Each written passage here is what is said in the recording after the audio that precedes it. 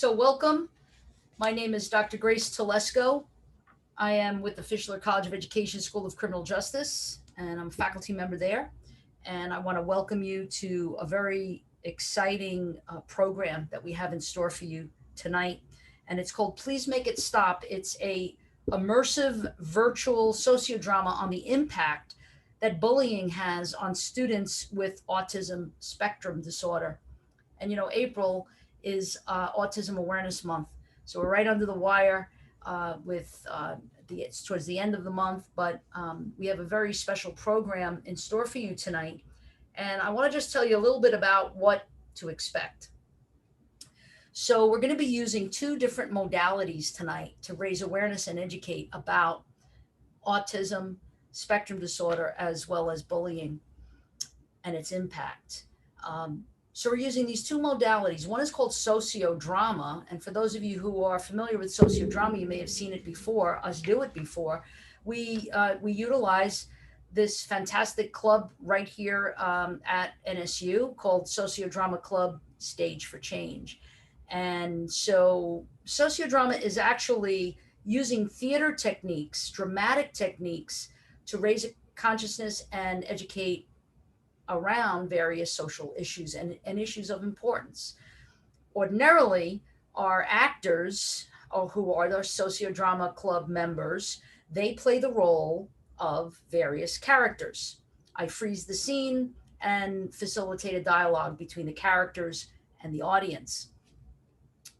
Tonight, something very, very different, something very, very special, because we're merging two modalities, sociodrama and something called Mursion, which is an innovative software program that uses avatars.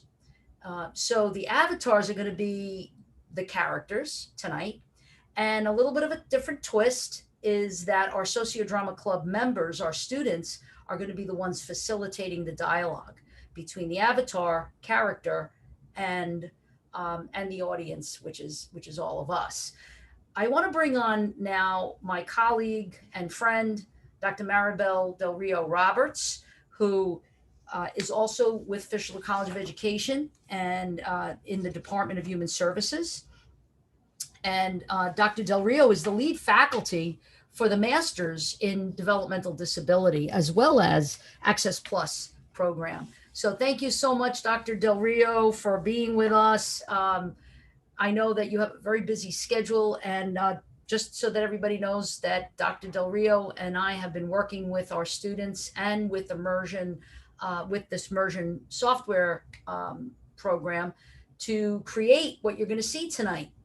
And so we're really excited. Dr. Del Rio, thank you so much. Is there anything that you wanted to add about your work and what you do and anything about Autism Awareness Month before we get started? I was really excited when you approached me about this project, because you know how passionate I am about autism acceptance and awareness for people with developmental disabilities. So I think that the audience is really going to enjoy it, and I hope that they really learn a lot about autism and bullying as a result. So I'm really excited about tonight. Thank you, Dr. Telesco. Awesome. And thank you for saying yes. And no matter what I ask you, you always say yes. So I really appreciate that.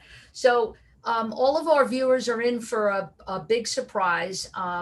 If you've never been exposed to Mursion and what Mursion is, you're going to see it unfold. There's going to be a point where I'm going to freeze the scene, the scenario that's unfolding before you. I'll freeze the scene, and then I'm going to bring on each of the facilitators. Dr. Del Rio and I are going to kind of take turns to provide some teaching points and to make some highlights and underscores of what's going on. So without any further ado, I'm going to say action. I'm going to stop my video, and we're going to see the very first scene. Action. Oh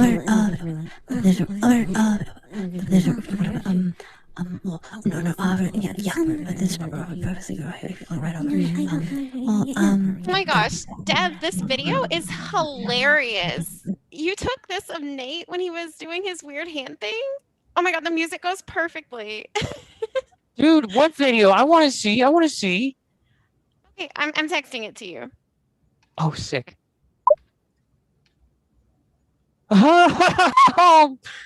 Nate, oh my God, Nate, What are you talking about? I'm not on Nate, the internet. this is hilarious. This is the best thing you've ever done. What are you talking about, Ethan? Oh, Savannah, you got to check this out. No, thank you. Your loss. This thing is so hilarious. They just like, Dev, I can't believe you did this, man. You took like that weird stuff that Nate does and you made it really funny. Wait, what did you do? What did you I do, did. Dev? Oh, well, Nate, you know how sometimes when you get a little weird that you start shaking your arms around like one of those inflatable car No. salesman things? No, no, I don't. Well, I don't. maybe you don't understand what I'm saying. Look, you do a stupid movement sometimes, and I took a video of it and I put it on TikTok to music, and now everybody loves it.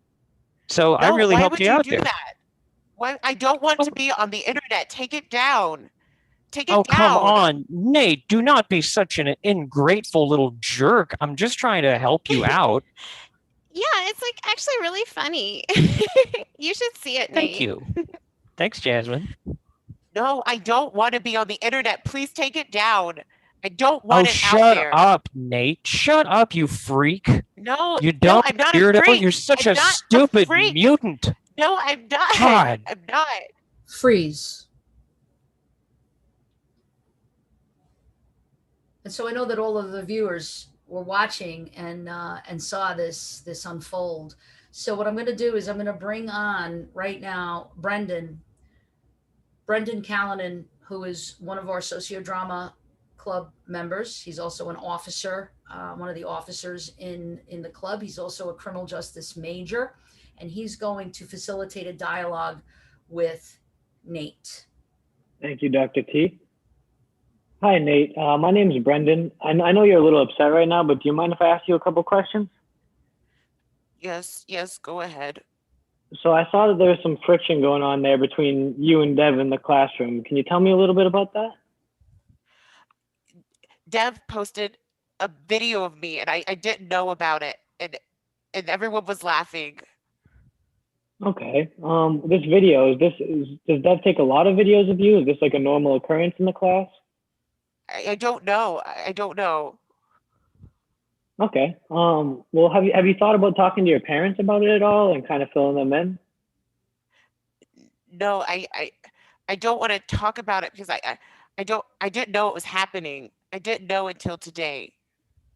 Okay, I understand that. But does Dev pick on other people in the class a lot, or does he pick on you a lot, or is this just like a one-time thing? I don't know. I Dev is not nice. He's not nice and he didn't ask my permission before he took a video and posted it online.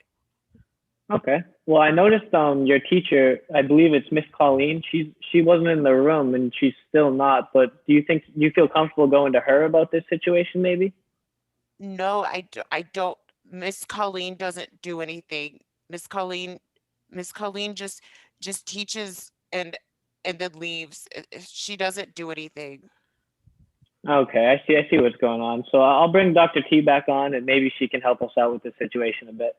Thank you so much, Brendan. Great questions. And I would like to bring on Dr. Del Rio to ask Nate perhaps some questions and also to help enlighten us what's going on. What do you see here happening, Dr. Del Rio? Well, as we know, a lot of the research has shown that students with autism are often more vulnerable to bullying. And that seems to be the case in Nate's situation. So Nate, it seems like you're really upset, and justifiably so. They were pretty mean to you. How Yes. long has this been going on?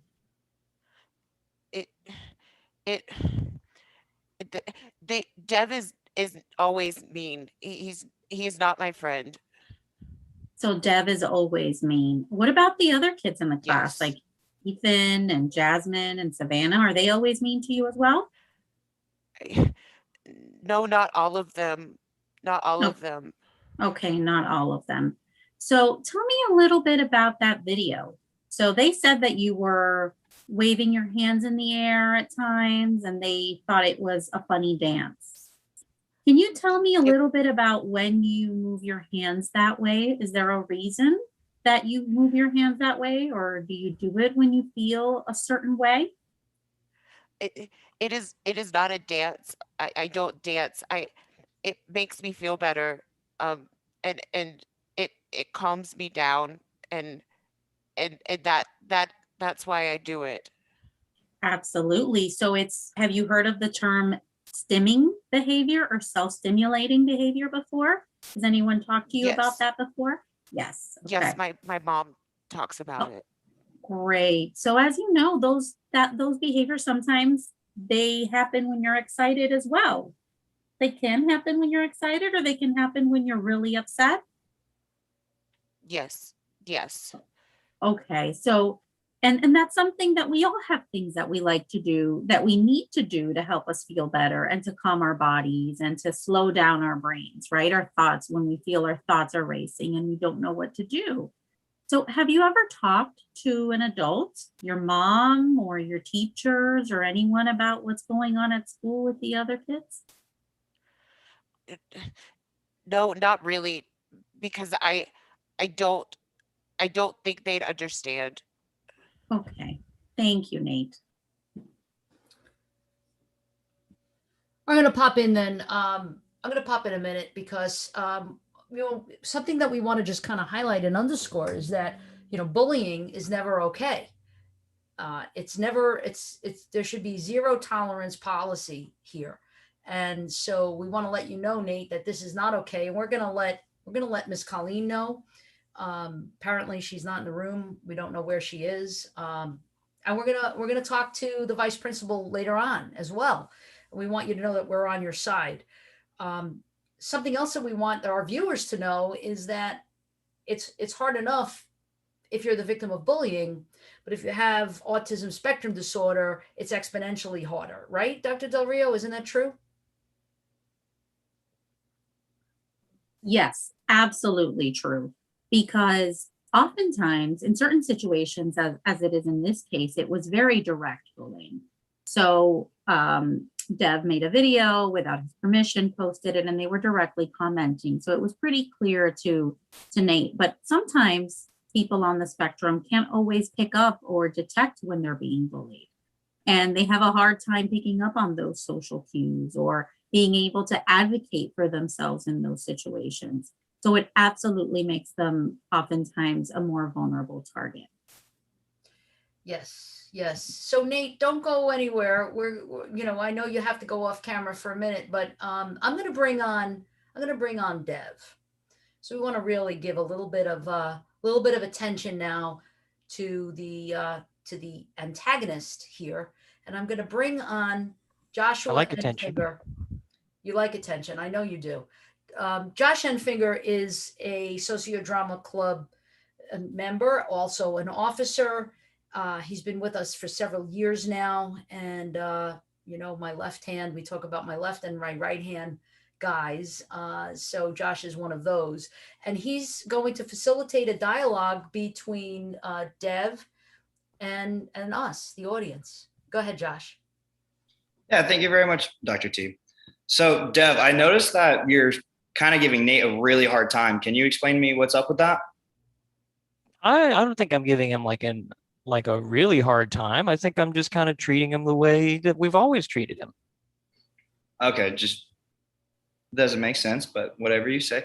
So do you think it's okay to treat Nate that way, though? Well, yeah, I guess. I mean, he doesn't know any better. And so sometimes we just have to show him, who's boss or what's going on. Because, he just is annoying and he takes up a lot of space and he's loud and he really is like, he smells bad sometimes and he's just kind of stupid. So we just try and keep the bar even, I guess. Okay. Well, we didn't all notice that apparently you all took a really weird video of Nate and him dancing. What did you post?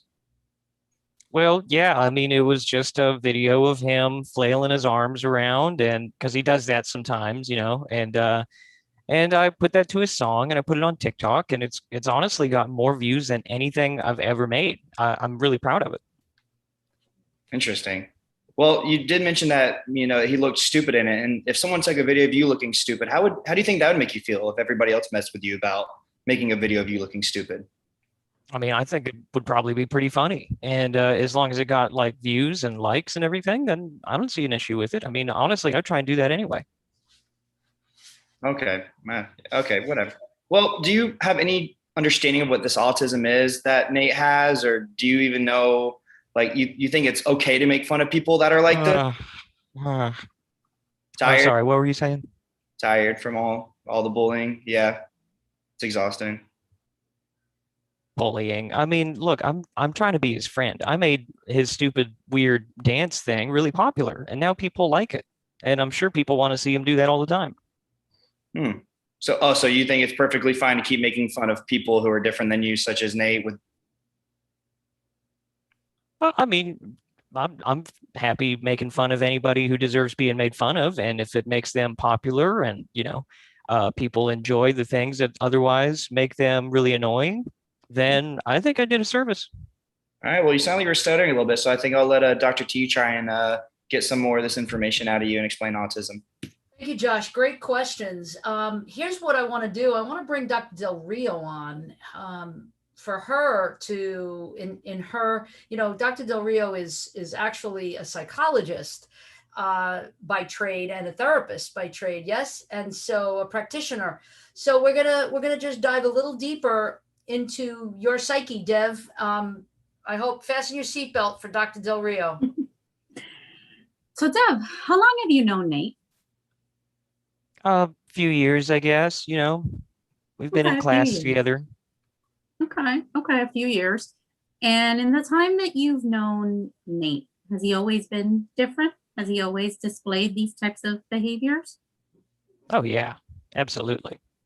Okay. And so when did you decide that you wanted to point those out to other people? Did you decide that a long time ago, or was that recent? Funny you ask. I don't think it was a decision right away. I think it's something that's just, it happened over time, and it's been an easy way to sort of react to how he is. He's weird. Okay. Because you mentioned he deserves it. And I wonder what Nate could have possibly done to deserve it. Was he ever mean to you? Did he personally insult you in any way? Well, no, I don't think he has.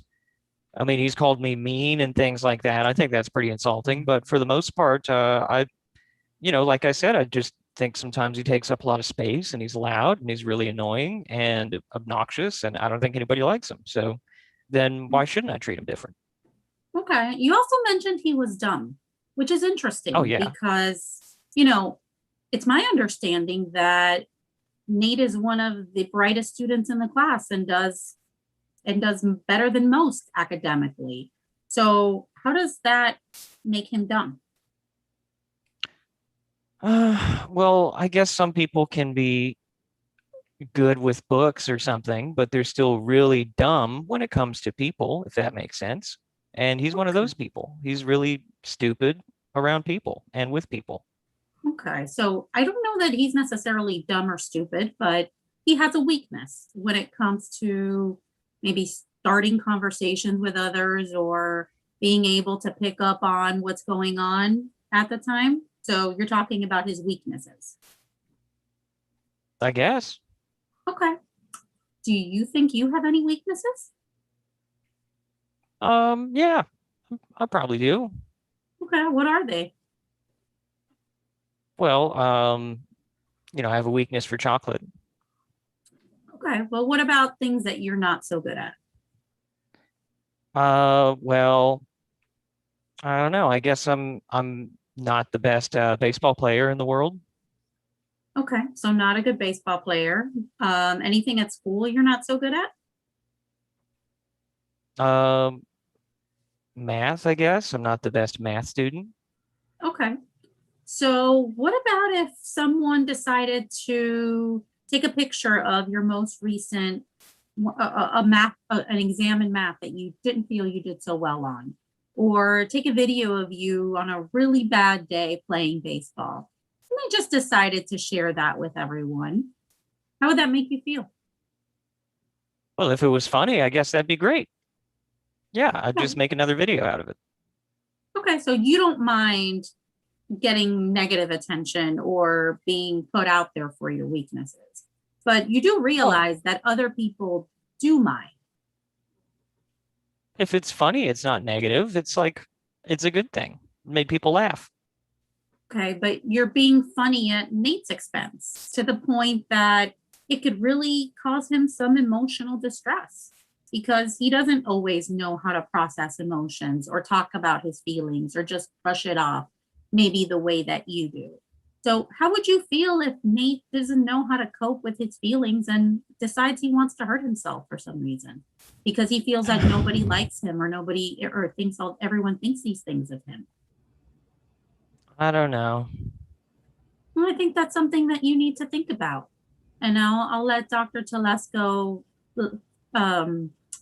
continue her discussion with you. Dr. Del Rio wanted to say interrogate you, and that's exactly what I'm about to do. So, Dev, my name is Dr. Telesco. I'm with the School of Criminal Justice, and so I just want to ask you a question because I've been listening to the whole thing, and I know all of your answers that you gave to Dr. Del Rio, and also your answers that you gave to Josh. So I want to ask you a question. Do you have any siblings? Yeah. You want to tell me who they are? How many they are? I have a little sister. You have a little sister. And is she in good health? Yeah. Thank God. Okay. No disabilities? No disabilities. She's pretty smart and cool and everything. Okay. And you seem to be a very, very smart guy. Right? I mean, you're Thank smart. you. I imagine that you do really well in school. Well, sometimes. Okay. But you just seem like that you're really smart. Or maybe. Thank you. I really appreciate that. Smart aleck, maybe, but smart. Okay. So I want you to use your imagination a minute. I want you to close your eyes. Can you do that for me? Okay. Okay, good. Close your eyes and I want you to imagine something. I want you to imagine that your little sister has some type of disability. And this disability is really impacts her and her ability and a quality of life and her ability to go to school and do things like other kids do. Do you have that picture in your head right now? Yeah. Okay. It impacts you too. It impacts you. It impacts your family. Right? Can you see that? Can you visualize that a minute? Yeah. It seems to me like you're getting a little sad. Am I reading you right? I don't know. I guess it would just be really annoying. Well, it would also be really uncomfortable, right? For you? I guess. Yep. All right. Now I want you to imagine a little bit more. And someone is bullying her. In fact, somebody's making fun of her.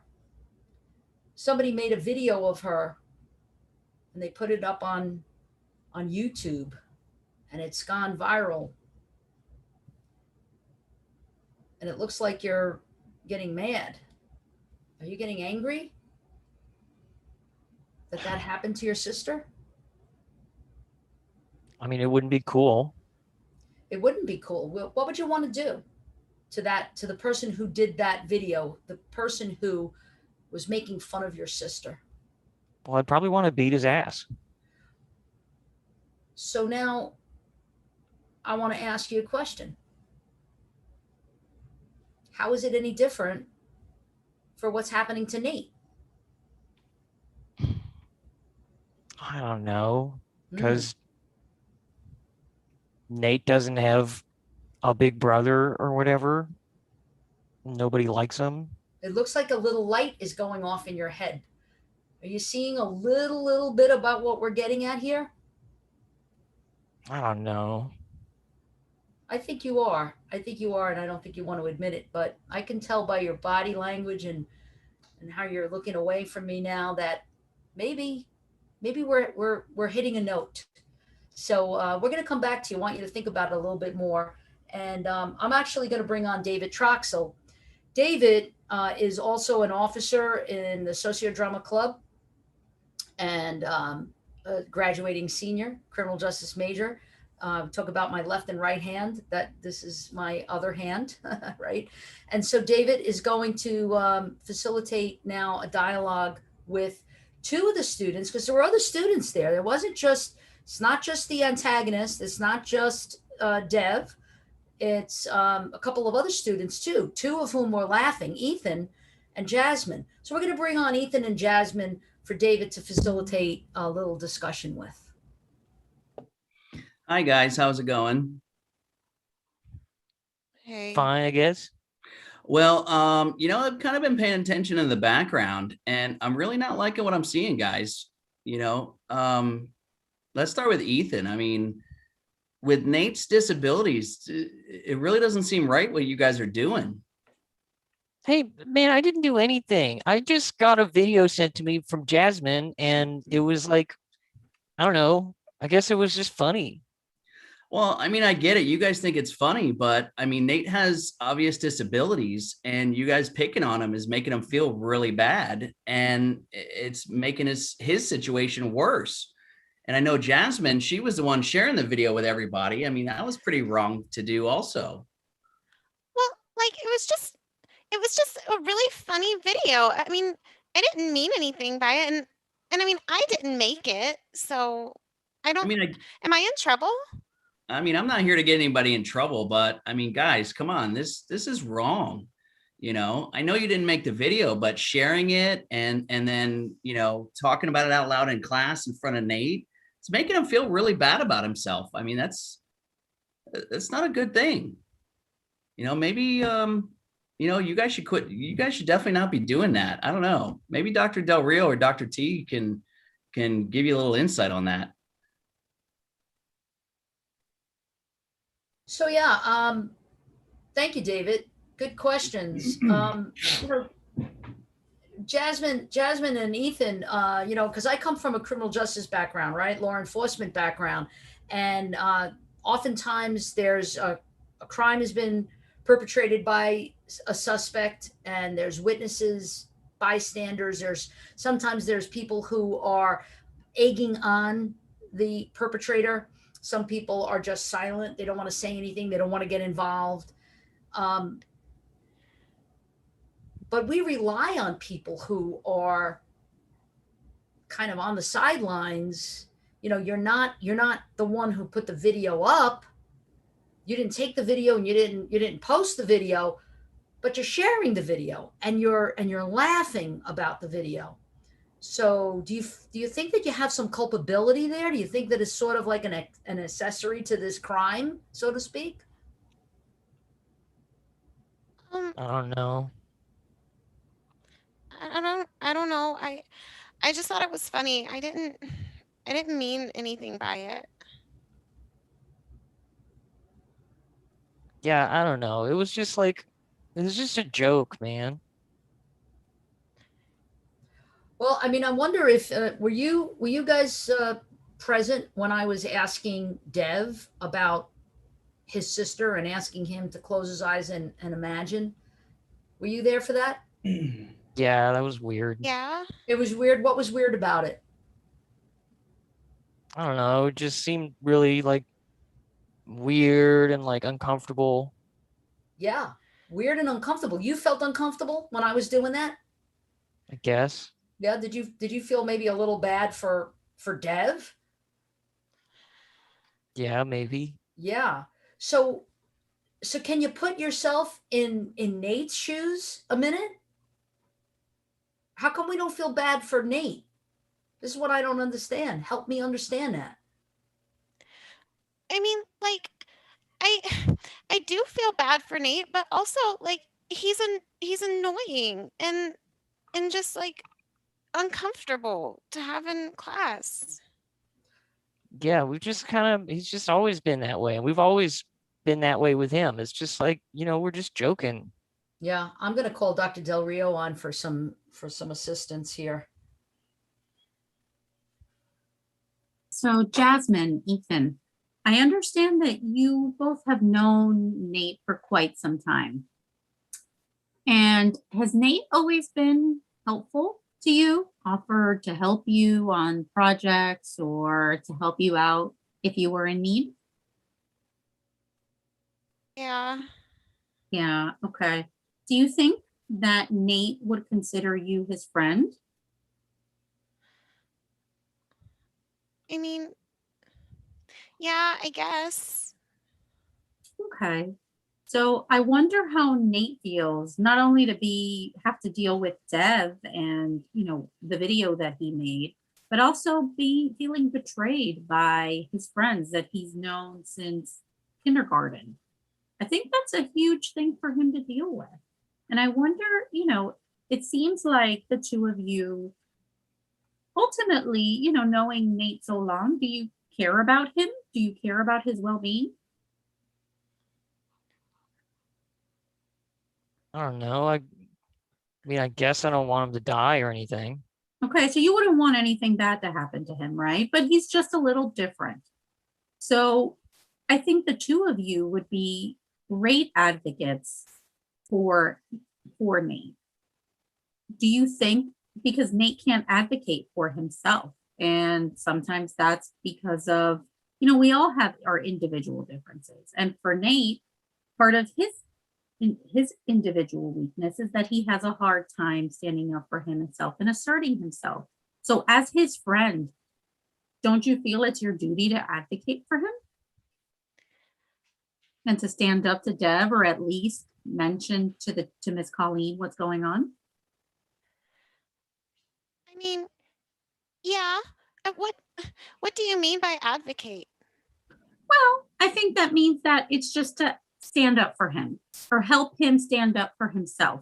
So maybe if you don't feel comfortable directly talking to Nate about it, help him find his confidence, encourage him to stand up for himself, encourage him to say something to Miss Colleen. And I think if you do that, that will be very helpful to him. Okay. Okay. That's really, really helpful. Thank you, Dr. Del Rio. That is great, great insight. And I think it is important that we stick up for each other. I mean, if we don't have each other, then who do we have? And I think that there's a couple of things that we're trying to get at here, and that's for you to have some empathy for Nate. I think it's that we want you to understand and educate yourself about his disability and how that impacts him. And that, it's easy to pick on somebody that is vulnerable. And I don't know about you, but I believe in karma. What goes around comes around. You want to be careful. You want to put out positive vibes and positive interactions so that you can get that back like a boomerang, right? I mean, you guys agree with that? Yeah. I don't know, I guess. All right. Well, I'll let you marinate with that a bit. I'm going to call up now the character that we really, really we want to know where she is. Where is she? She's silent. We haven't. She hasn't laughed along. She hasn't shared the video, but she's been really silent. I want to know why she's silent. So I'm going to bring on Anthony Bianco, who's also one of our Sociodrama Club members, a graduating senior. We'll talk about how sad we are that they're all going to be graduating soon in May next month. But Anthony is going to facilitate a dialogue with Savannah, who's been the silent student.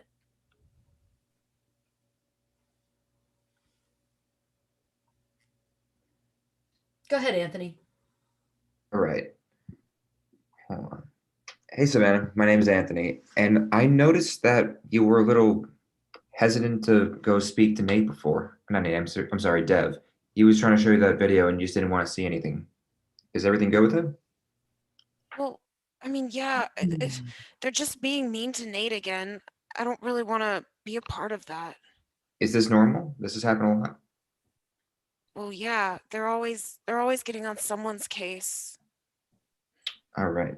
Is Dev usually the one that initiates all the, at least all the mean words, all the bullying? Who the fucking Well, intake of that turbo? I mean, I'd say that he's doing a lot of it. Yeah. Does he do this Yeah, to you he as well? seems to. I mean, yeah, he's done it to me too. They all have. Do you say anything to the teacher? Is Miss Colleen around when this happens? Miss Colleen's never around. She just teaches and then leaves. So she leaves you guys all by yourselves as soon as the lesson's over? Yeah. Well, she shouldn't be doing that. It's obvious that there's been some issues now and she's just not there to help. Have you ever decided to go talk to your parents about this? I mean, I feel like if I tattletale, then I'm just gonna be more of a victim. So no. But if you don't say anything, you don't do anything, then it's going to keep getting worse. They're gonna think it's okay. And now think about Nate, for a person who can't say anything, or at least just doesn't know how to. It's going to be a lot worse for him. Yeah, I mean, I guess so. All right. Well, we have a couple people here that can help you with speaking up and also doing what's right. We have Dr. T and Dr. Del Rio. Hopefully they can come on right now to speak to you a little bit more about it. Yes. Thank you, Anthony. Great. I would like to do some follow up with Savannah. Savannah, you're mentioning that you've been the victim of bullying by Dev and some of the other students. Can you be a little bit more maybe specific if you feel comfortable to talk to me about it? Well, I mean, I have volleyball practice before school in the mornings, and like, I mean, sometimes I guess I'm a little sweaty, and I don't know, they really seem to get a kick out of that, and just calling me like sweaty Savannah or smelly Savannah. Have you ever talked to Miss Colleen about it? No, Miss Colleen doesn't really get involved in anything. Apparently. How about your parents? Do you feel comfortable to talk to your parents about it? Well, no, not really, because if they bring it up, then everyone's gonna know that I tattled, and I don't want to draw attention to myself. Right. Okay. How about your coach? Do you have a good relationship with your coach? Maybe you can talk to your coach about it. I mean, my coach is cool, but I don't know what he can do about, bullies and stuff. Well, I mean, maybe he can give you some guidance or insight into it. Telling an adult what's happening is really important. Dr. Del Rio, would you agree that keeping this kind of quiet and keeping this secretive, not telling an adult about it, not telling your parents about it, not telling a coach about it, not telling, the teacher about it, or going to the guidance counselor or seeing the vice principal, whoever it might be, that this is something that we want to discourage students from doing. We want to encourage students to speak up and be able to talk to an adult about it so that this can stop. What do you think? Absolutely. I think the longer that we stay silent and we allow it to go on, the more it intensifies, because the more reinforcement Dev gets. So by people either, egging him on and saying what a cool job he's done and how funny it is, or by just ignoring it, it's still what we call reinforcing it. It's making him think that it's okay for him to pick on people that might be more vulnerable for some reason. So Savannah, I can imagine it must be difficult for you because you don't want to be the center of attention. You don't want him to focus his attention on you. Is there any way that you feel comfortable maybe speaking up in a different way? What about writing a letter to the principal, or writing a letter to the teacher, or reaching out to someone else at school that you think might listen? Have you ever thought about maybe writing a letter or an email instead of maybe directly speaking to the person? I mean, no, I guess I hadn't thought about that. I 'Cause it guess I can- could maybe, oh, go ahead. No, I was just going to say that it can be hard and it does take a lot of courage to come forward. And it does take a lot of courage to say something about that, about it. But it seems to me like you have that courage. And I think that you know how it feels to be in Nate's shoes. So you would be a great person to be able to bring this to light. So maybe you want to take some time to think about that. Yeah. Yeah, I mean, I could probably write a letter. I just don't want it to come back to me, you know, in a bad way. What are you afraid of? Just being, I don't know, the center of their attention. It's always really hurtful. Um, you know, and if they're making fun of someone else, then at least they're not making fun of me. I see. Well, I think if you want it to be addressed and you want Dev to realize the hurt that he's causing others, I think it would be a great place to start for you to take some time to think about either talking to someone or maybe writing a letter and maybe even just giving Nate some words of encouragement and saying, Nate, I know how you feel. I've been there. So he doesn't feel so alone. Because when you're the target of bullying, as you know, it can be really lonely and really isolating. And especially for Nate, who has a hard time verbalizing his feelings. And Dr. Del Rio, I'd like to ask you a question. Thank you, Savannah, for feeling safe enough with us to talk to us about what's going on with you and about this environment that you've been subjected to. We're going to try to resolve this for you if we can by getting some of the adults involved. So that's going to happen soon. So thank you, Savannah, for your time. And Dr. Del Rio, here's what I want to ask. How do you engage the students in the class to sort of rally around Nate? Because if Savannah and Ethan and Jasmine, if the three of them kind of aligned, and came together against Nate, and not what I don't even want to say really against Nate, but stood up to Nate, that he would be outnumbered, because then it would be Nate and his three allies that would be, kind of advocating. As you said, you mentioned the word advocating, but they can be the advocates. They can be the superheroes here. How do you encourage students to do this? Well, I think first and foremost, we have to create a safe space. And I think part of that is creating a culture within the classroom of that there is a no tolerance policy for this kind of behavior. But if that isn't the case, as it is in Miss Colleen's classroom, then getting them to see how it benefits them. So I'm sure that Ethan has probably been the target at some point of Dev's teasing, and Jasmine may be as well, because people that bully generally tend to target everyone and anyone that they see as vulnerable at different points in time. And so they use that to create power, that power differential. So I think that when they see that, as you mentioned, strength in numbers, if we can get them to understand that they want this to stop, because on this occasion it was Nate, but tomorrow it might be Jasmine, or it might be Ethan, or it might be Savannah. And so how do we get them to see that it's okay, and that ultimately by banding together and coming together that they can put a stop to it, and praising them for their courage to do so, because it does take a lot of courage to speak up and come forward. Exactly.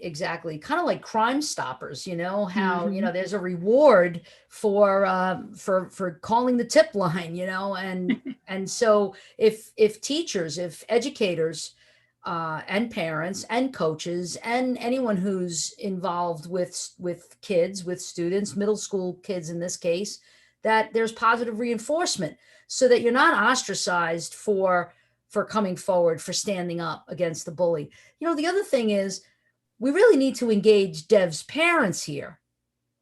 And, Absolutely. and so we're going to be getting Miss Colleen in because she's been missing in action. We don't know where she is, roaming the halls, don't know what she's doing, but we're going to find out what she's doing, and we're going to bring her on. And I'm going to bring on Andrew. And Andrew is a Sociodrama Club member as well. And if I'm not mistaken, he is an education major. Yes, Dr. T, that's correct. That's right. And so I think that right now, actually, you're a substitute teacher. Am I right? I am, and I'm very Yes. much enjoying it. Awesome. So that's why we lined you up with Miss Colleen, because you have this, expertise already as an education major. You see, we've got criminal justice in the house. We've got the Department of Human Services in the house. We've got developmental disabilities master's program in the house. And we've got Fischler College of Education and an education major in the house. So Andrew, take it away. Please give Miss Colleen a piece of your mind, if you will. Will do. Hi, Ms. Colleen. My name is Andrew, and I appreciate you taking the time to speak with me. I don't know if you're aware, but after you stepped outside of your classroom, one of your students, Nate, was the victim of an incident of bullying. Have you seen any incidences like this in the past, particularly targeted towards Nate? Oh, well, if I see bullying, then I do my best to put a stop to it right there. I suppose some of the students in the class might be frustrated by Nate's outbursts. So I personally haven't seen them bullying him. Okay, well, are you aware that another of your students, Dev, made a video of Nate and posted it online and shared it with other students? Well, I don't do any of that social media, so I wouldn't see what they're posting, but they're certainly not posting things while they're in my class, or I would take their phone away. Okay, well, that's good to hear. What is your policy on bullying? Well, I don't tolerate it. If I see it, I stop it. Okay, well, that's really good. Do you recognize that Nate has a disability, that he has autism spectrum disorder? Well, I suppose I know that there's something different about Nate. I'm not trained in working with children with disabilities, as some teachers are. So, I'm not educated on all of the details of his disability. Okay, well, as you know, children with disabilities are covered under the IDEA and guaranteed a free and appropriate education.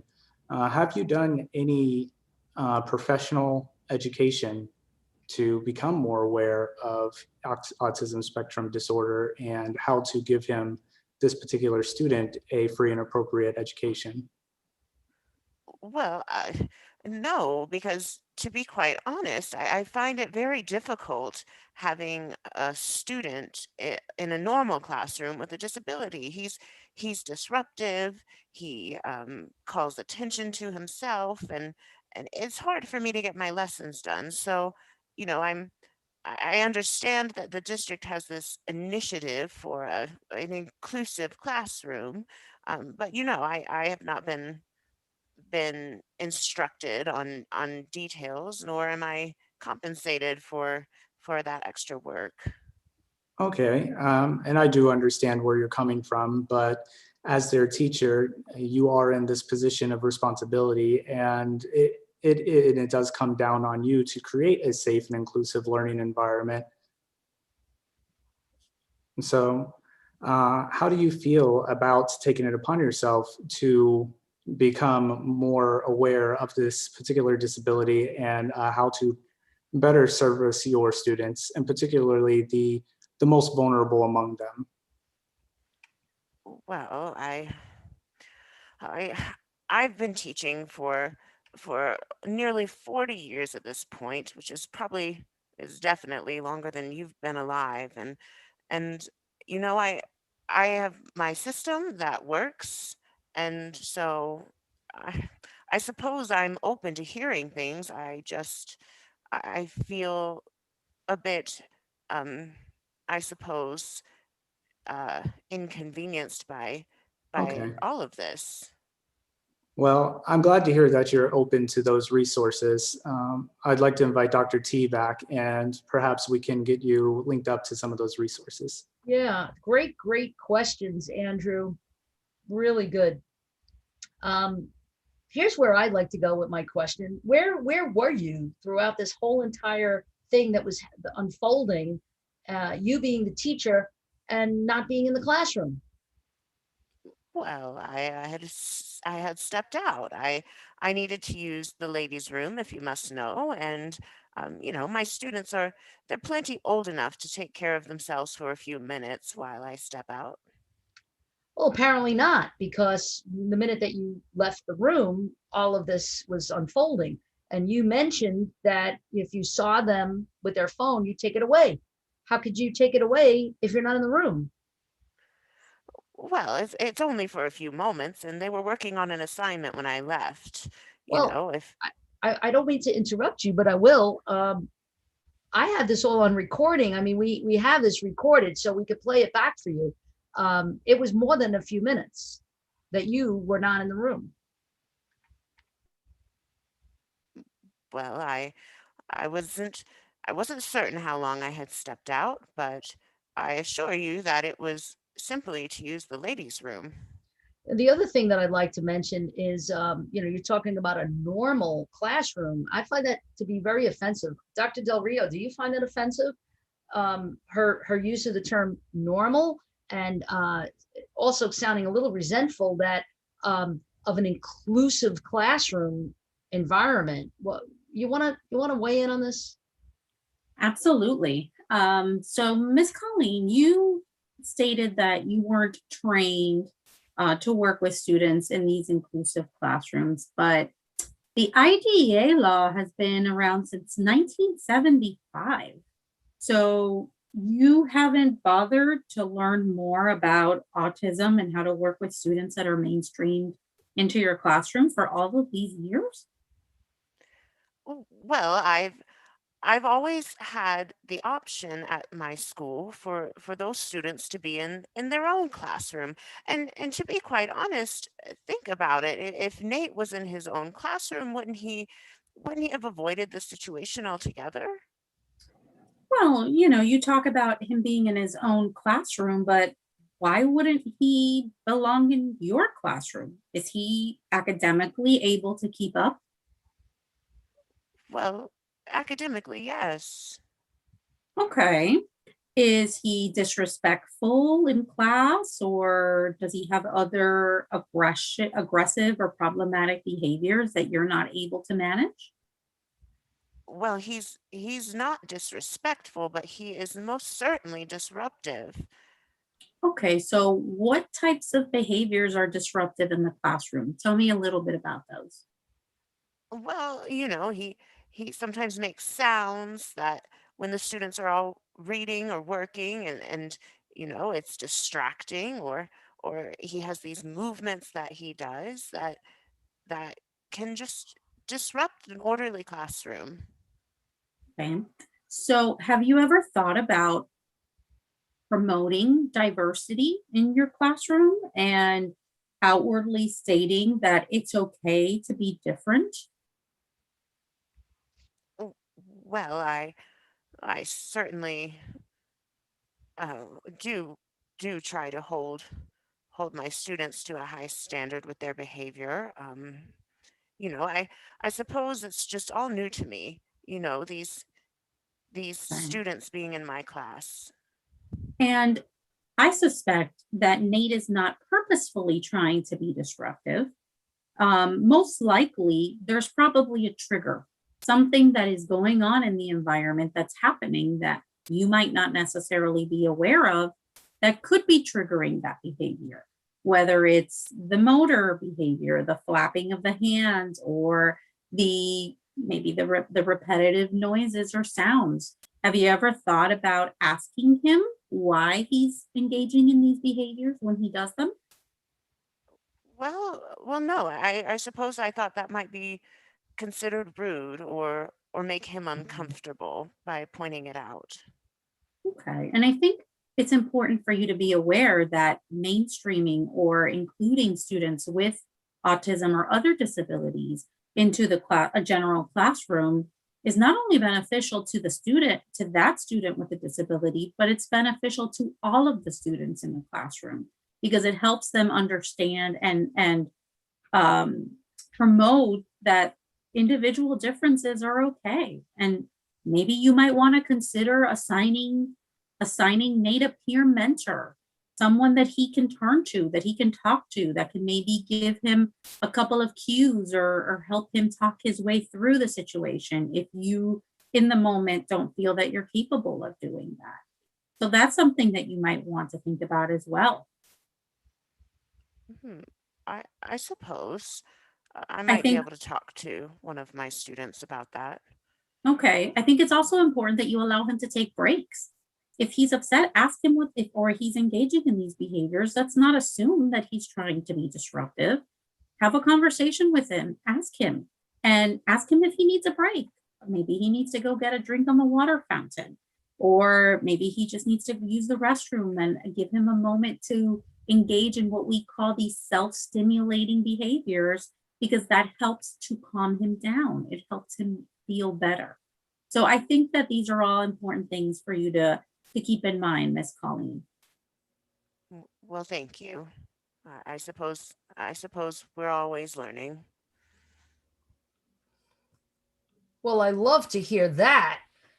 And that's great. You're going to get an opportunity to learn a little bit more in a few minutes, Miss Colleen. So please don't go to the bathroom if you can help it right now. Just kind of stay put because we're going to be calling you back in a minute.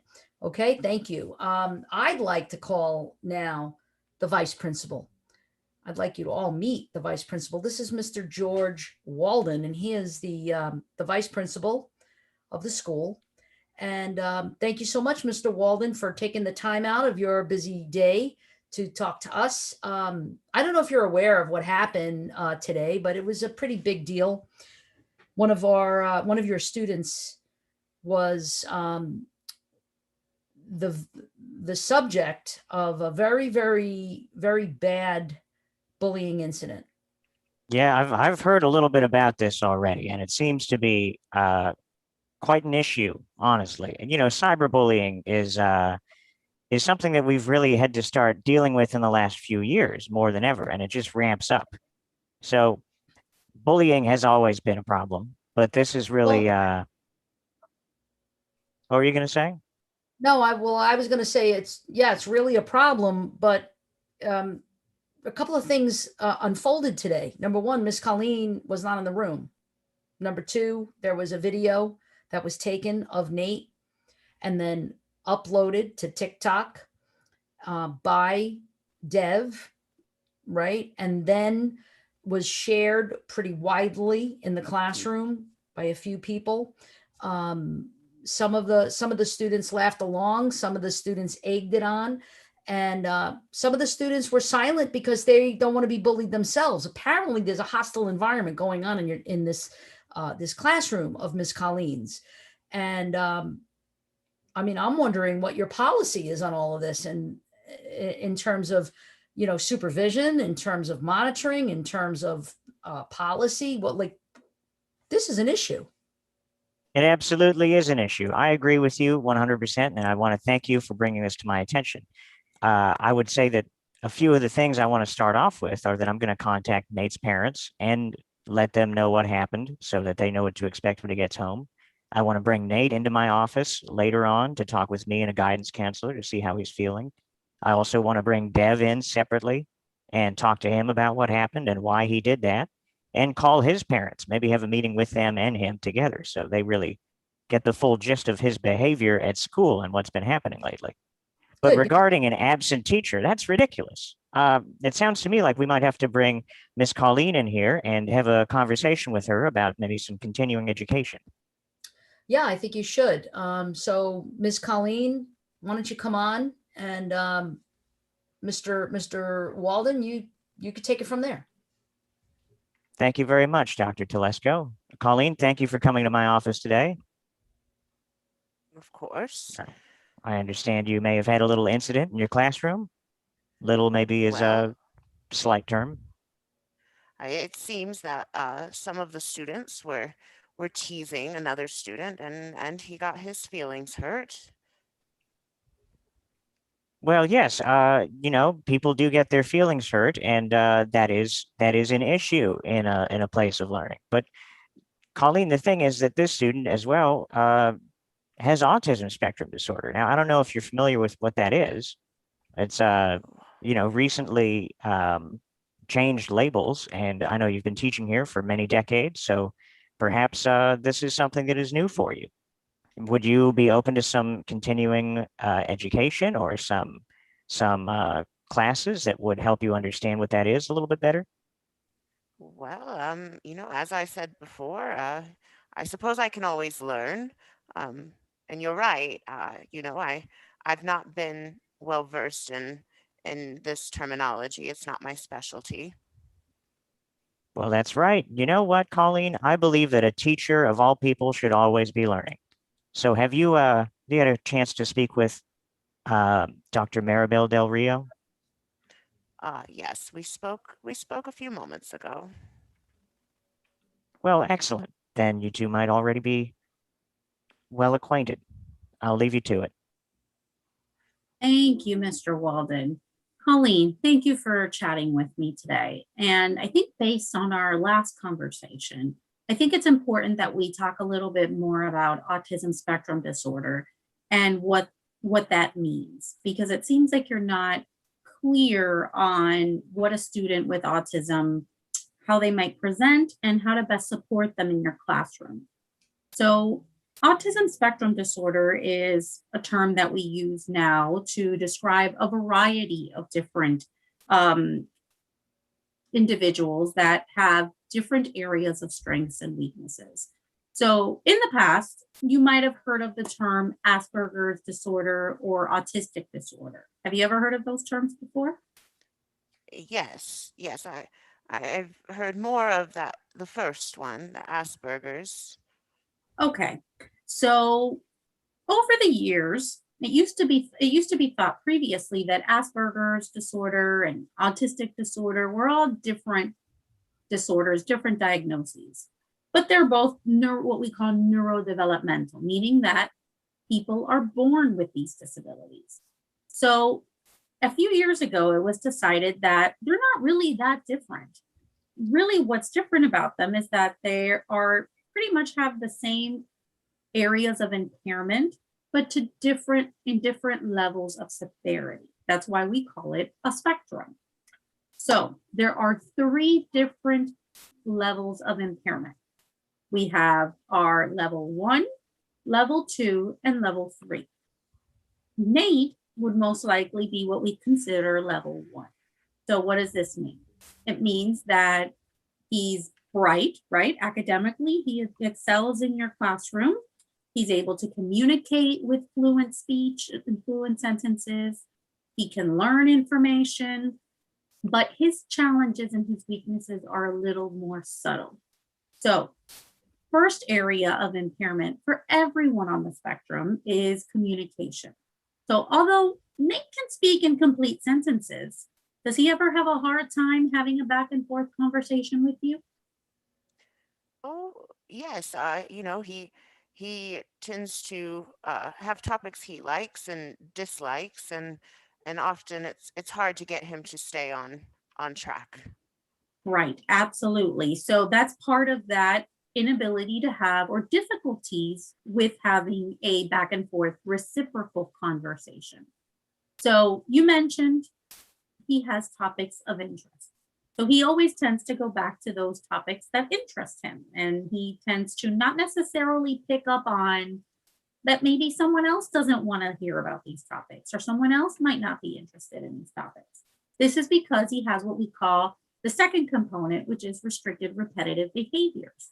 So for someone that's more impaired on the spectrum, or a level 3 autism spectrum disorder, that might look more like repetitive motor behaviors, rocking back and forth, hand flapping, playing with objects that aren't necessarily toys, water bottles, staring at ceiling fans.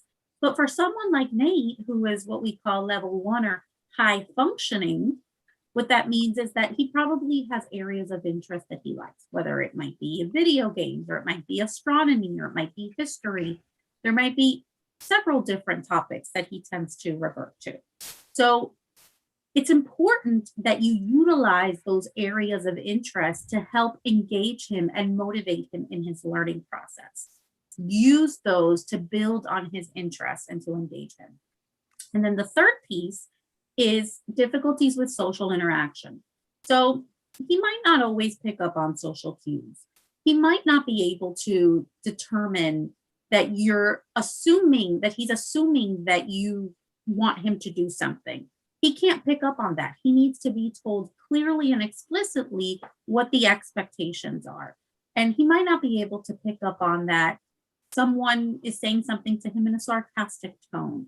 So these are really areas in which he benefits from considerable support, but he can excel academically. So maybe you can encourage him when you notice that he's engaging in either restricted or repetitive behavior, such as the sounds in the classroom, or maybe he's clapping his hands or rocking back and forth. Ask him if he needs a break. Ask him if he wants to talk about anything. Let him express himself in any way that he feels comfortable. Maybe it's not comfortable for him to talk one-on-one because eye contact might be uncomfortable for him. So ask him if he wants to write it down for you, or if he wants to draw a picture to explain it to you. And try to encourage the other students in the classroom to be inclusive of him as much as possible. Try to pair him off with other students on projects. Don't just leave him, hanging and assume that he's going to find a partner. So I think if you utilize these strategies and you understand a little bit more about autism and some of the strengths and weaknesses, you'll be able to better support him in the classroom. You have any questions for me, Ms. Colleen? I suppose a lot of that makes sense, given what I've experienced with Nate. So, those are helpful things to know. And I suppose, though it's frustrating that he tends to struggle with communication, I could understand perhaps his discomfort or my own version of that. So yes, I think those are things I could work on. And always remember that you've met one person with autism, you've met one person with autism. That is why it is called a spectrum. Every individual might present differently. No two individuals will present the same. So always take the time to ask them what they need support in and what things they enjoy and they excel at, and use that to build in the classroom. Very, very good. I think I can do this. That's great. I'm really proud of you, Miss Colleen. I think it's hard to be teaching and doing something for 40 years and, thinking one way. And I love how open-minded you are and how willing you were to listen, to listen to what Dr. Del Rio had to say, and that you're willing to incorporate it into your classroom. So we applaud you for that. And we applaud you for your 40 years of service. Teachers are not given hardly the praise and reward that they deserve. And so we really appreciate you. So thank you. And try to stay in the classroom a little bit more than, ducking out too much, because when the cat's away, the mice play, right? So I think you learned that already. So thank you, Miss Colleen, for being here with us. What I'm going to do now is I want to call back the vice principal just for 1 minute, because, from a criminal justice perspective, if I can grab Mr. Walden. I know that we weren't planning that, but thank you. Great. Awesome. So Miss Colleen, you can, look, probably need a well-deserved break now. But Mr. Walden, what is your bullying policy? And I'm wondering if you're familiar with the United States Department of Education's policy on bullying? Well, as a vice principal, of course I am. But, we have a very strict policy on bullying. We do not stand for it. And we like to also check in with the students who do it and their parents to make sure that that sort of behavior is adjusted. Yeah. And I mean, especially as it relates to students with disabilities. So I'm really hoping that you can maybe have a retreat with your faculty, a town hall or something that you might be able to do, an in-service training where we can actually maybe bring in Dr. Del Rio to come in and give you a little, give everybody a little in-service training so that it's beyond Ms. Colleen. Because if it's just, I'm thinking maybe it's not just Ms. Colleen, maybe it's kind of, widespread. It could be. I mean, we all can learn to be more aware of autism spectrum disorder. And we certainly have to enforce that zero tolerance policy for bullying. Yes, would you agree? I believe you're right, Dr. Telesco, and I hope that you don't think that this is something that reflects on all of our faculty, but I think you're right. Maybe a staff retreat would be a good way to address this, and hopefully Dr. Del Rio's available for it.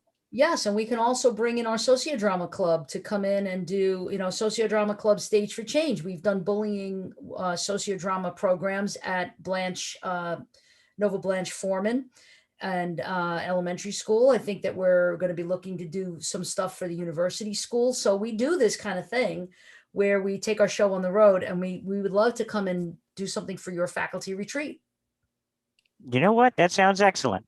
Okay, I'd love to do that. All right, great. So we'll talk off camera, and I'll give you my phone number and you can call us. But speaking of the Sociodrama Club, I'm going to be bringing them on in a minute.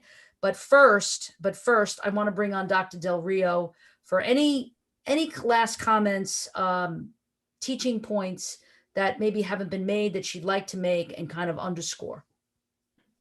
I think there's a couple of points that I would like to emphasize when it comes to managing or trying to stop bullying or make an impact. The first piece is to start a conversation. And I think we've learned from the performance today that it's important not to look the other way. It's important to start a conversation with the victim and with the bully and with everyone else that's in the environment that's involved. Number two, develop a plan. What's going to happen if the bullying happens again? What are the steps that are going to be taken? Who's going to be involved? I think if it's clearly spelled out, it's more likely to be adhered to. Number three, it's important to teach tolerance of individual differences and to promote inclusion within our classrooms and within our communities as a whole.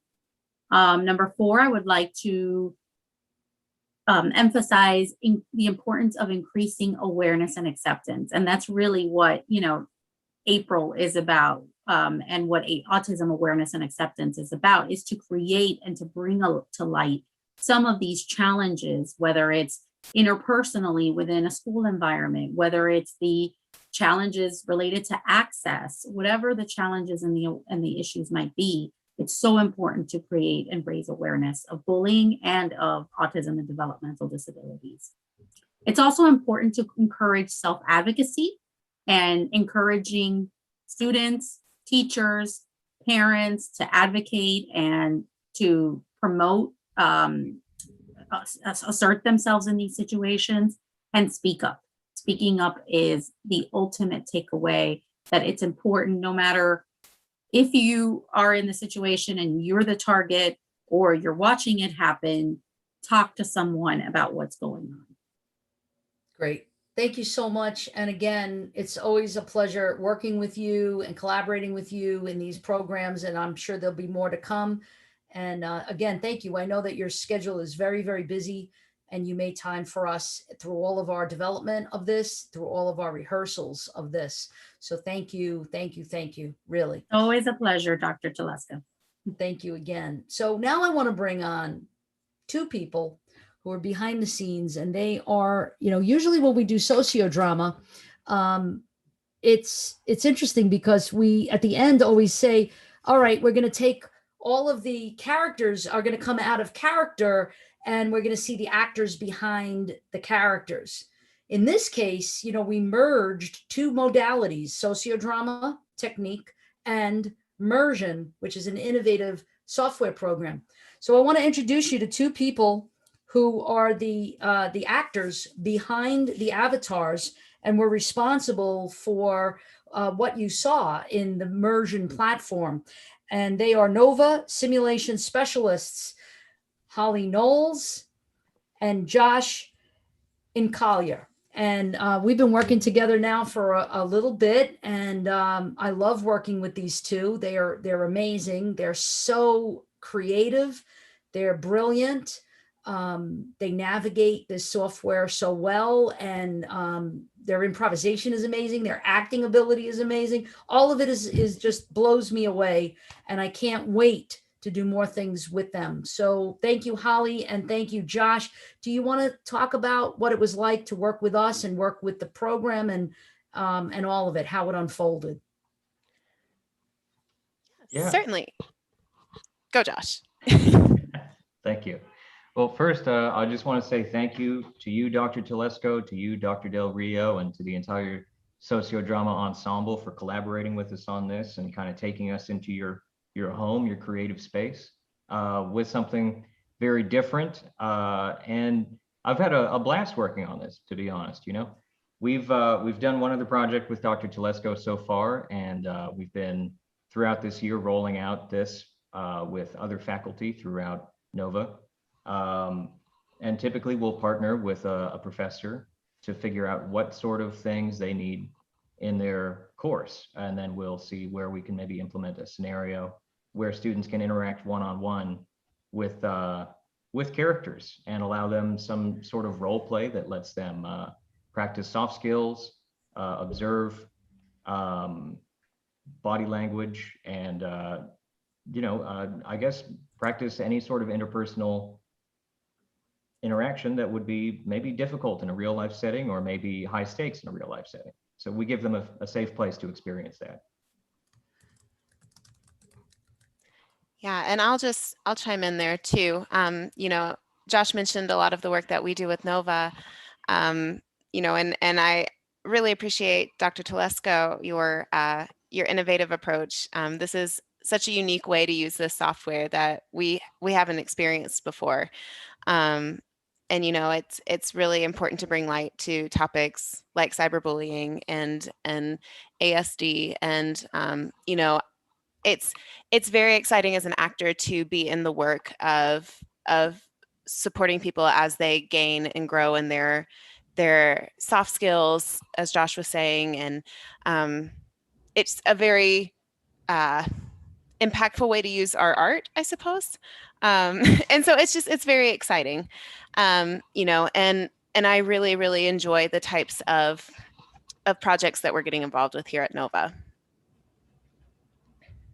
Awesome. Thank you. And it's a joy for someone like me that has I have a creative hat that I wear. And so I just love being with other artists in this way and in this modality, and merging the two modalities was really cool. Just, I don't know, I have any other word for it, but just cool. And I think there's more to come, and I think that there's a lot more that we can do with this together. And I'm really looking forward to incorporating this in as many of my classes as I can and in as many programs as we can. So thank you again. Awesome job to both of you. So thank you. Thank you, Dr. Telesco. Yes. Thank you, Del Rio. Thank you, the Sociodrama Club. Yeah. So speaking of the Thank you. Sociodrama Club, I want to bring them on now. And, this is, I don't want to get emotional. And I told Josh Enfinger that I wouldn't get emotional. So I'm going to bring all of them on. They're all going to come on now. This is our crew. And there's more actually that we're not able because it's finals week and there were other, conflicts. But Greta Camacho, who's a Fischler Academy student, is the president of the Sociodrama Club Stage for Change. And so she's not present right now. And I just wanted to, just make a point of saying she's behind the scenes doing a lot of cheerleading for us and a lot of work for us. but she's not here tonight with this particular project.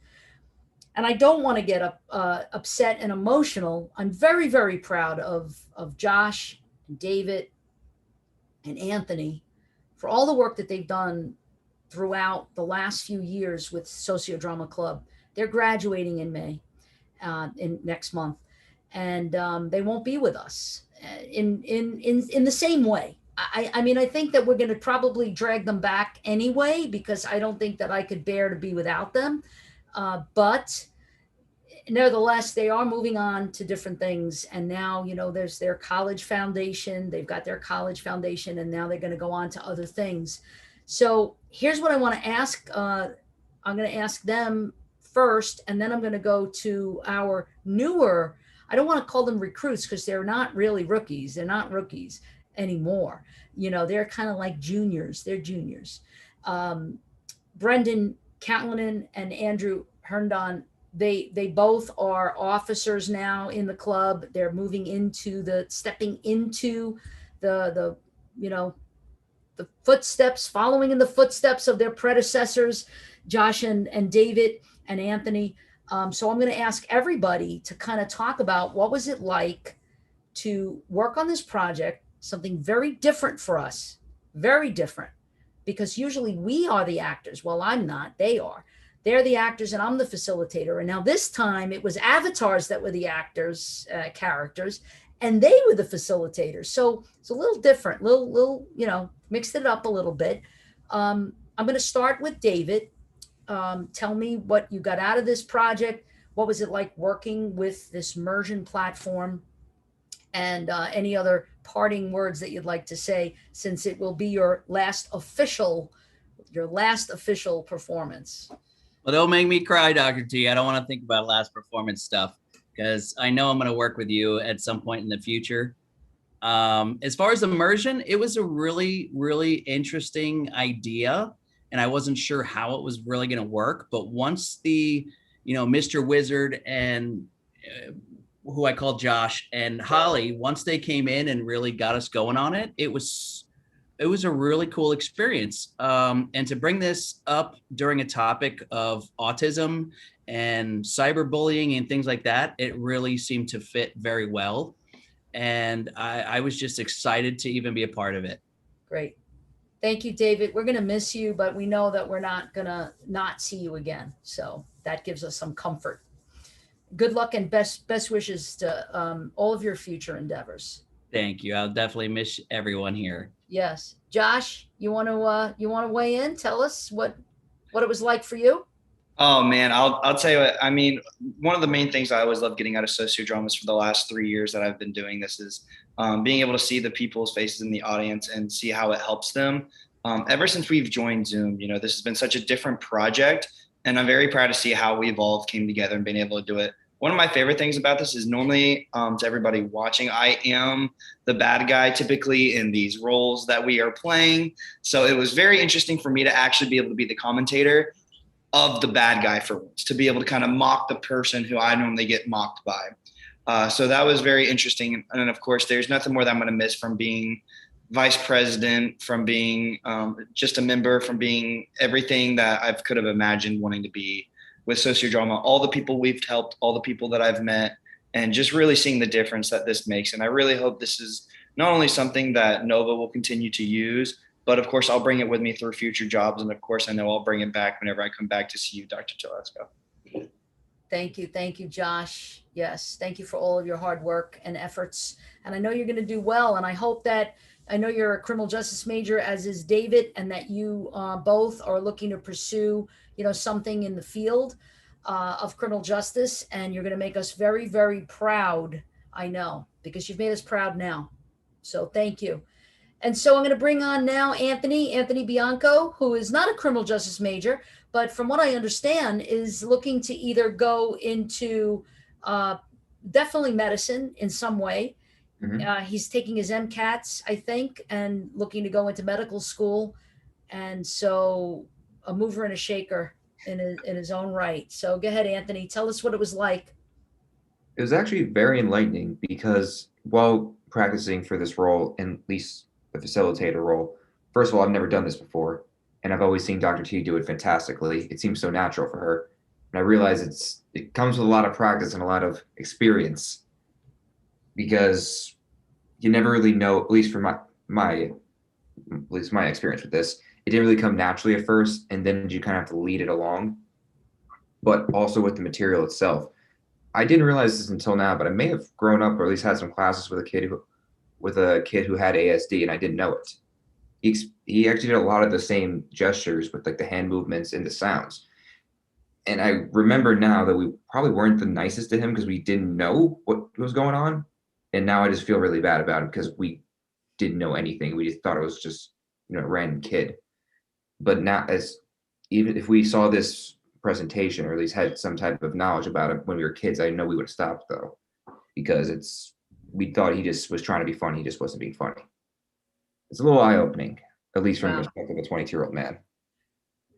Wow. All I have to say is that was the price of admission, Anthony, right there. Okay, right there. Because this is what sociodrama and immersion can really give us as a takeaway, is those who are involved in the project, those who are immersed in it, in the modality, really learn the most. I mean, it's one thing for viewers to get a little something out of it, attendees, but it's us that are involved in this and immersed in the project that get something out of it. And Anthony, wow, you just hit a home run for me. So thank you for sharing that. That was awesome. Thank you. So I'm going to bring on Brendan. Brendan is a newer officer to the club and to this work. And you may have remembered him if you watched us do the dental school. And actually Brendan played an autistic child who was coming to the dentist, a sociodrama that he was involved in. And so Brendan, what was it like for you now on the other side to be the facilitator and to be immersed in this project? What was it like for you? It was really awesome. I think the immersion program played out perfectly in the setting because it kind of allowed us to immerse ourselves in that school, in that classroom, which was awesome. And being the facilitator was a lot different, but it was really cool to kind of see both sides of how the sociodrama plays out, and both acting and facilitating. And I think this was a really powerful performance because we got to touch on a lot of different topics like bullying in general, autism awareness, but also how school administrators should approach these situations and the trainings that they need. So overall, it was really eye-opening experience that I really enjoyed. Great. Thank you.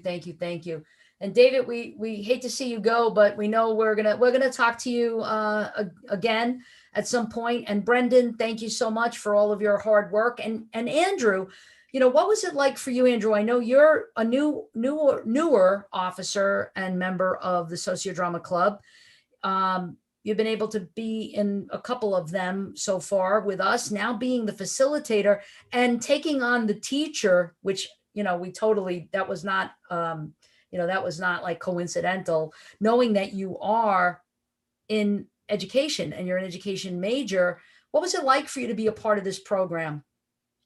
It was really interesting. So it's one thing to play a part and, and trying to express yourself in that specific role, but it is another thing entirely to facilitate the discussion in this way, to listen to the candid feedback from the person who is playing the role, and to engage in that dialogue, to try and follow along with their thought process in this safe and constructive environment. I found it really rewarding and even more eye-opening than actually playing a role myself. Great. Thank you, Andrew, so much. And we'll be doing a lot of work together, I know, as we go forward in the future. So I want to bring back David and Josh for a minute. David and Josh, I hope you didn't go anywhere. Nope. David and Josh are also part of something called the Sociodrama Community Initiative, which is federal funding. We receive federal funding through work study initiatives. And and Josh and David have been working for the initiative as work study students for the last few years. And I wish that there was an award that I could give you right now. I wish that, you know, I wish that they could say your names out loud at graduation and say what tremendous work. I don't know if anybody knows all that you've done behind the scenes, from all of the YouTube programming that we've done, from Run, Hide, Fight, working during Christmas week to do that, the number of hours in pre-production, production, and post-production that you guys were involved with, just everything. I mean, it's endless, the number of projects that you've worked with me on. And I don't know if anyone really understands it. I know that you and I, or, you know, the three of us understand it and we get it. And I just want to say how much from the bottom of my heart, how much I appreciate, you know, the both of you. And we'll certainly miss working with you. So I want to just say that. You don't have to say anything, just wave. And No tears. I'm gonna bring on Brendan, and I'm gonna bring on Patrick. And Brendan and Patrick are the new Josh and David. Now, I don't know where they are. I don't know where Patrick is. There he is. There he is. So I just wanted to get everybody, you know, everybody who watches all of the programming that we do know David and Josh, David and Josh, David and Josh. I'm always talking about David and Josh. And now I want to just give, you know, just kind of like welcome, like an official welcome to Brendan and Patrick, who will be taking, you know, taking the torch now and running with it with more programming in the future. Maybe over the summer, we'll see, but definitely in the fall. And so you guys don't have to say anything either. Just kind of wave. Thank you. Thank you. Thank you. Welcome. And good luck to David and Josh in their future. So you guys can go. And I want to bring on, last person to bring on is Dr. Del Rio one last time, just to say thank you to her for all of her expertise, for all of her insight and guidance and consultation and collaboration. And so Dr. Del Rio, you get the last word tonight. Thank you, Dr. Telesco. And I really appreciate the opportunity to collaborate with the Stage for Change Sociodrama Club. This is not the first time that I've been invited to participate. And I always find it to be so rewarding, so fulfilling, so welcoming. You must be so extremely proud of your students. They are all phenomenal students, so dedicated to you and to the club and to the issues that are being tackled. And I really do congratulate you. And I really do hope that you continue on this journey, because, and feel free to invite me for future collaborations, because you're really tackling some very important issues. Absolutely. So congratulations to you all. Thank you. And we've done a lot of work together, and more to come for sure. So thank you everyone for joining us tonight. And we look forward to seeing you soon in some future programs.